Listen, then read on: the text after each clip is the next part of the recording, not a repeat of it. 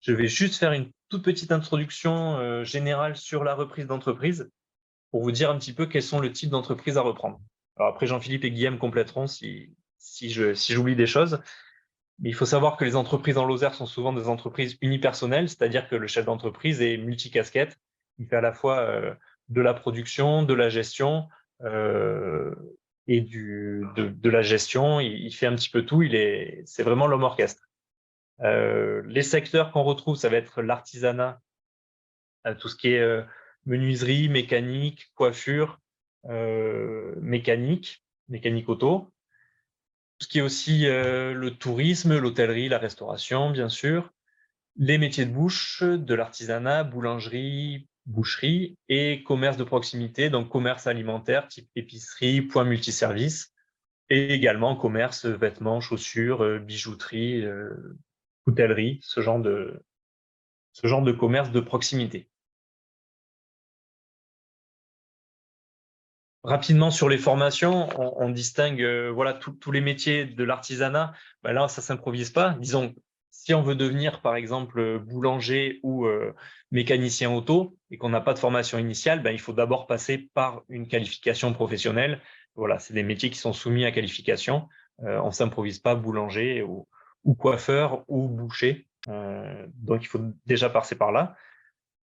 Il y a d'autres métiers comme restaurateur, gérant de gîte ou épicier, commerçant en fait, où il n'y a pas de qualification requise. Ça ne veut pas dire qu'il n'y a pas besoin de compétences et d'aptitudes à la gestion d'entreprise, mais voilà, ce n'est pas un prérequis pour s'enregistrer, pour s'immatriculer.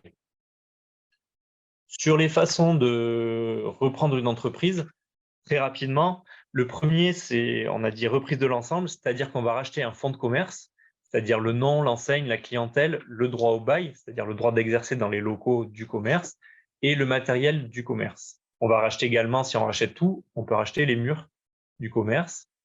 Sinon, le deuxième cas, ça va être le plus classique. En fait, on va racheter un fonds de commerce et on va être locataire auprès d'un propriétaire autre qui, lui, est juste propriétaire des locaux et qui est le propriétaire et qui a signé le bail. Ce bail qui se transmet quand on rachète le fonds de commerce.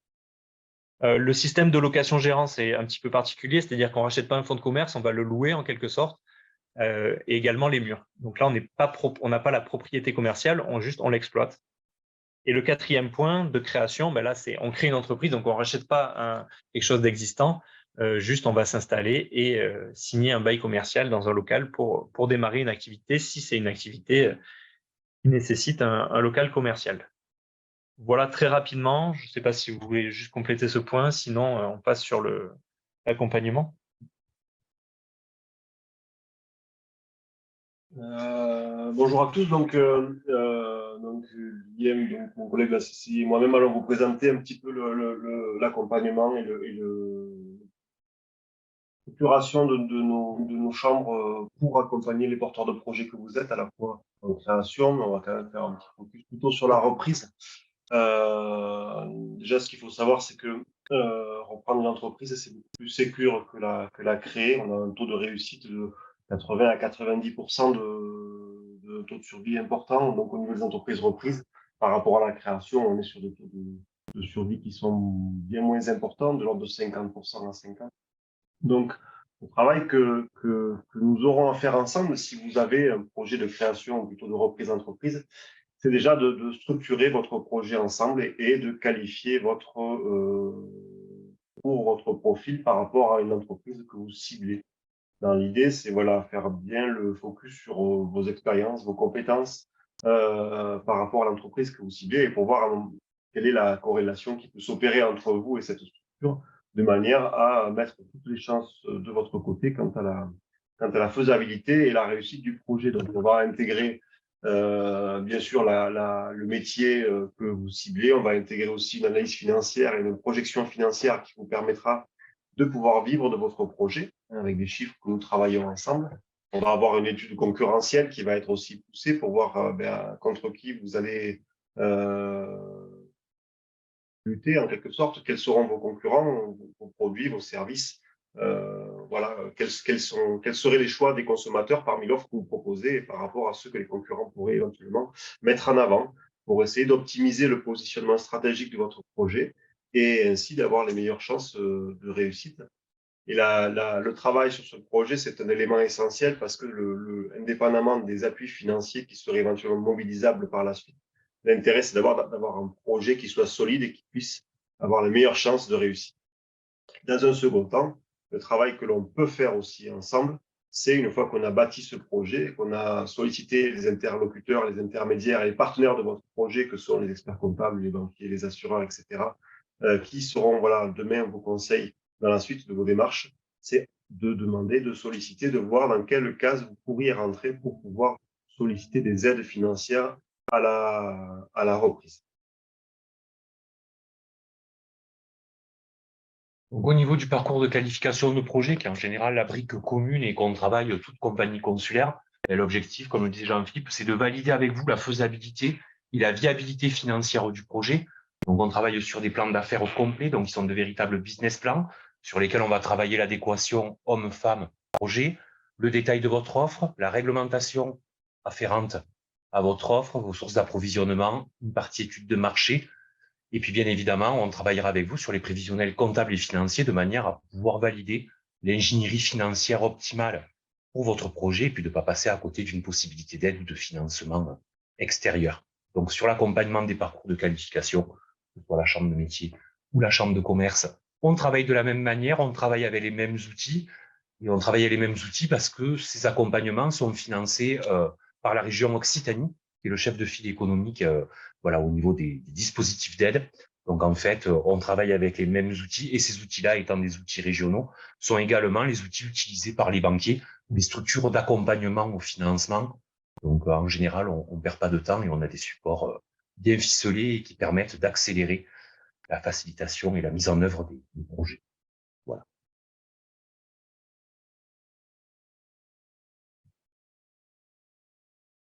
Alors, imaginons, voilà, vous avez une entreprise qui vous intéresse, vous souhaiteriez éventuellement, avant de la reprendre, vous immerger dedans et pouvoir apprendre aux côtés du cédant et de ses salariés.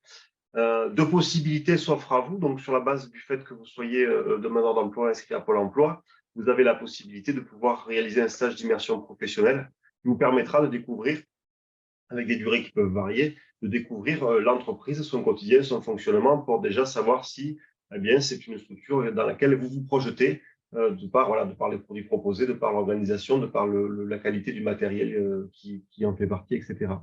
Il y a une seconde possibilité également, c'est la possibilité pour un cédant, un vendeur, donc quelqu'un qui est dans une dynamique de transmission, de vous salarier, de vous embaucher pendant une période qui va de minimum 3 mois, qui peut aller jusqu'à 12 mois.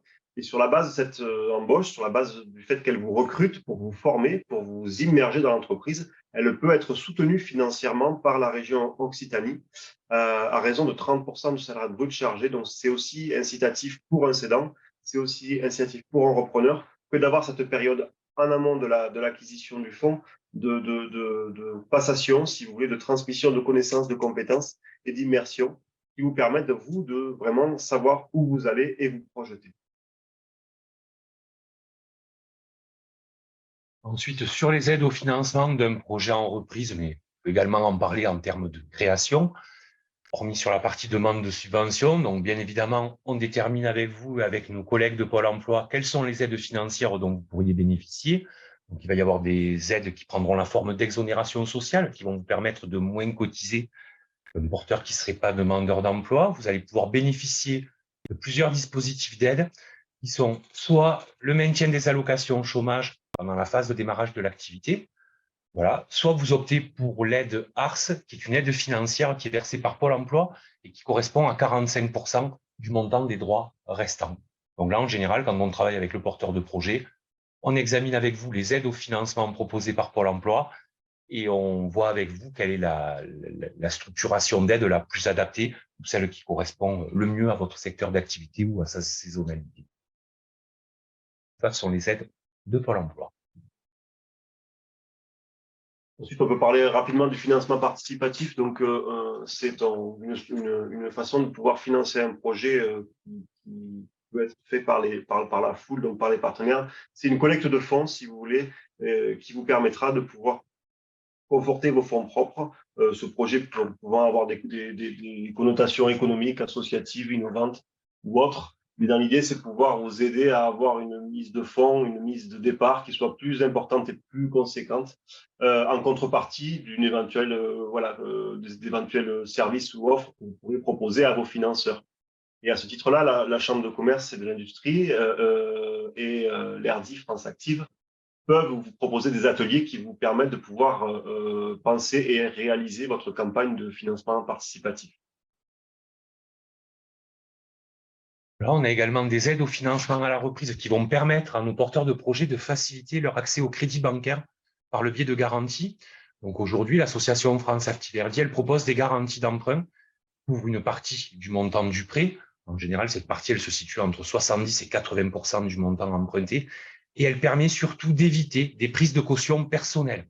Donc, ça vous permet de mener vos projets en étant mieux protégés et d'obtenir plus facilement un prêt bancaire du fait que vous avez un garant qui se porte caution pour votre compte, sachant que ce garant est France Active et qu'elle a déjà de bonnes relations avec l'ensemble des acteurs bancaires lozériens. Donc là, c'est une aide au financement qui, notamment en reprise, est relativement intéressante, vu qu'elle peut financer, elle peut garantir jusqu'à 80% d'un montant de prêt sur un montant d'environ 100 000 euros, ce qui correspond en général à la majeure partie de nos process reprises. Donc ça, c'est assez intéressant et ça permet aux porteurs d'obtenir des accords et des prêts bancaires beaucoup plus rapidement que sur d'autres territoires où ces garanties n'existent pas et elles sont dédiées aux créateurs et repreneurs d'entreprises. Donc, quel que soit le projet, vous pouvez en bénéficier du fait que la Lozère se situe en zone de revitalisation rurale. Ensuite, on peut parler des prêts d'honneur. Alors, ce qu'il faut savoir, c'est que dès lors qu'on va entreprendre un projet de création, un projet de reprise, il y aura forcément la réflexion financière qui va conduire à la banque de réfléchir sur la possibilité qu'elle finance votre projet de reprise. La notion d'apport personnel, à ce titre, elle est essentielle à plusieurs titres. La première des choses, c'est que l'apport personnel, c'est un petit peu votre capacité de gestionnaire que vous pourrez proposer à la banque en disant, voilà, c'est l'argent que j'ai pu épargner dans ma carrière professionnelle, que j'ai envie de mettre au service d'un projet que je mûris depuis plusieurs années.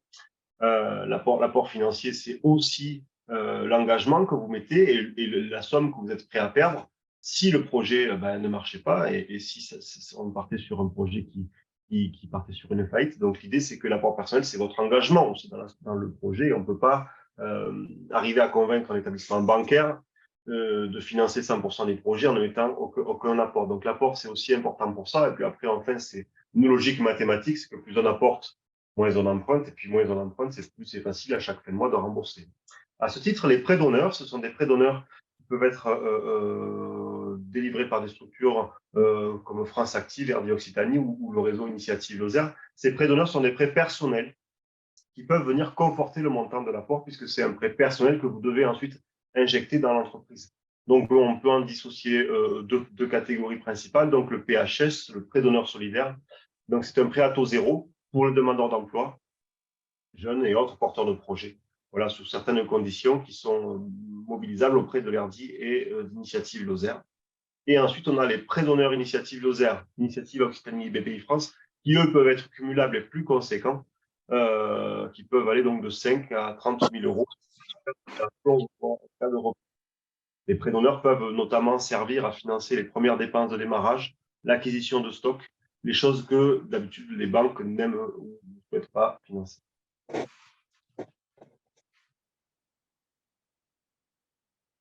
Pour finir, donc, sous réserve d'éligibilité, il y a également des aides directes aux entreprises. Donc, il y a la région Occitanie qui intervient aujourd'hui sur des contrats de reprise. Donc, elle donne de la subvention à des porteurs de projets qui reprennent des entreprises, alors avec des règles bien particulières, sachant qu'à l'heure actuelle, on entend aussi la mise en œuvre de nouveaux programmes européens, notamment des programmes du leader. On ne les a pas fait paraître aujourd'hui parce qu'en fait, les règlements ne sont pas connus. C'est la région qui fixe ces règlements et ensuite, les structures intermédiaires fixent leurs propres éléments. Donc, au jour d'aujourd'hui, on vous parle de la subvention que l'on maîtrise, qui est la subvention régionale. Mais voilà, si les projets doivent intervenir d'ici 5 à 6 mois, on aura probablement d'autres possibilités de financement par le biais des fonds leaders européens et de communautés de communes. Mais au jour d'aujourd'hui, celle qu'on connaît, c'est celle de la région, sachant qu'on nous promet les règlements d'aide Europe à l'horizon de cet été. Donc, Voilà. Mais là, je pense qu'on travaillera avec chacun d'entre vous sur votre projet. Et bien évidemment, à chaque fois, on retravaille l'ingénierie financière et on prend la tâche des financeurs pour être sûr de ne pas passer à côté de quelques sources de financement mobilisables.